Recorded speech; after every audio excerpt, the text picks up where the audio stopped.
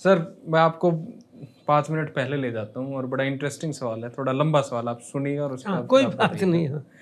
आपने उत्तर प्रदेश की बात करी और उत्तर प्रदेश में आपने मायावती और फिर समाजवादी पार्टी के थ्रू आपने सोशल इंजीनियरिंग समझाई और उसमें उनका जो कोर बेस है उसको समझाया। पर मैं अगर मायावती को देखता हूँ तो मेरे को वो और दलित लीडर से इस तरीके से अलग लगती हैं कि वो पहली लेडी थी जिसने अपर कास्ट को आड़े हाथ लेके बिल्कुल खुला चैलेंज करके एग्रेसिवली सरकार बनाई।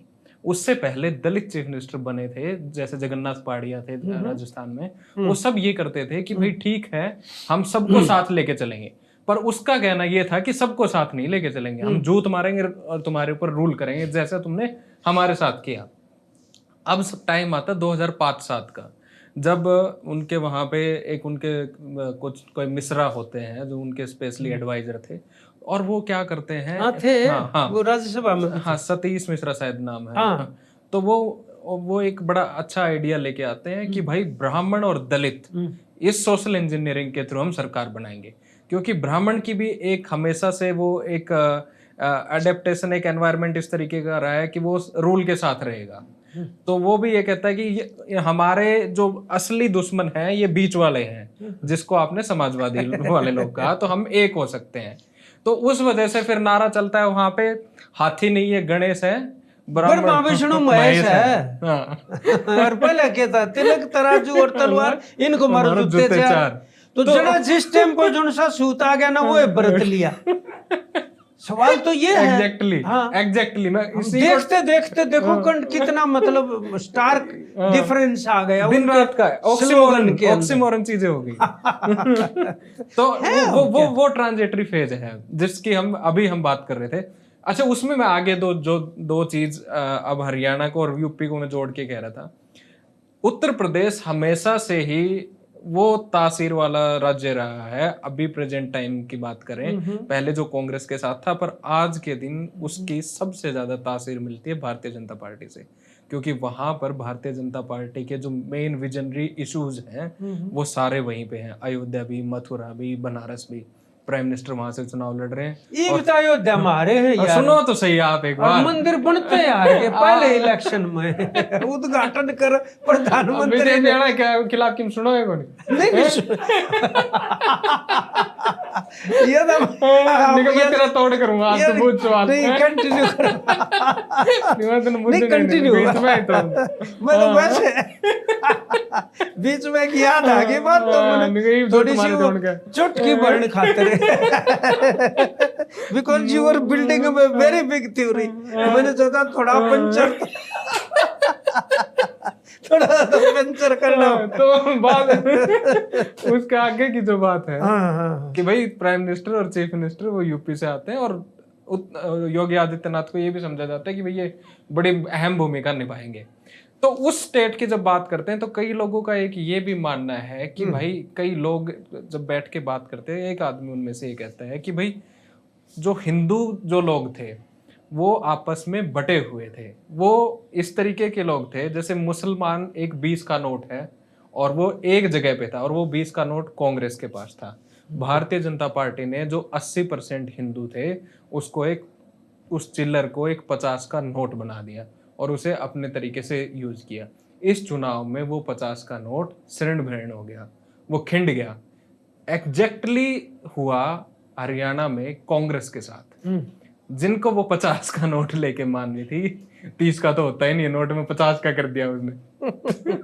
तो वो जो 50 का नोट था वो सारा खिंड गया। बाकी का जो जितने भी चिल्लर थे उसको भारतीय जनता पार्टी ने एक करके यहाँ पर बहुत अच्छी सरकार बनाई। हालांकि हरियाणा अगेन वो तासीर वाला राज्य है जो हमेशा से पिछले 10-20 साल से कांग्रेस के साथ रहा है। उससे पहले तो अलग अलग तरीके से थे, पहले आईएनएलडी के फेवर का था या और यूनानिस्ट पार्टी के फेवर का था। तो आप इस चेंज को कैसे देखते हैं? Crisis of BJP in Uttar Pradesh, crisis of Congress in Haryana. मतलब crisis of Congress in India ही लाओ, एक बार आ जाएंगे आप हरियाणा में, कोई दिक्कत नहीं है। कारण ये कि कांग्रेस पार्टी की राजनीतिक विरासत क्या है? मतलब केवल कांग्रेस की नहीं कह रहा मैं, पॉलिटिकल मेन स्ट्रीम जो है इंडिया की उसकी भी कह रहा हूं, लेकिन क्योंकि कांग्रेस एक प्रमुख शासक वर्ग के रूप में स्थापित हुई थी तो आप उसकी बात एक बार कर रहे हैं।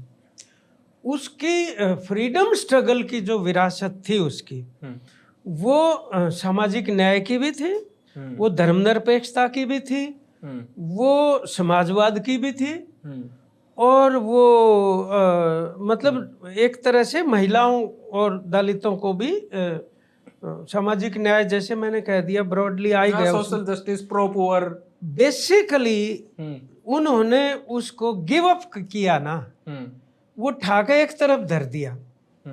और आज मतलब स्थिति ये है कि जवाहरलाल नेहरू का नाम लेते हुए कांग्रेस खुद डरने लगी, क्योंकि उनके नाम के साथ कुछ चीजें जुड़ी हुई है।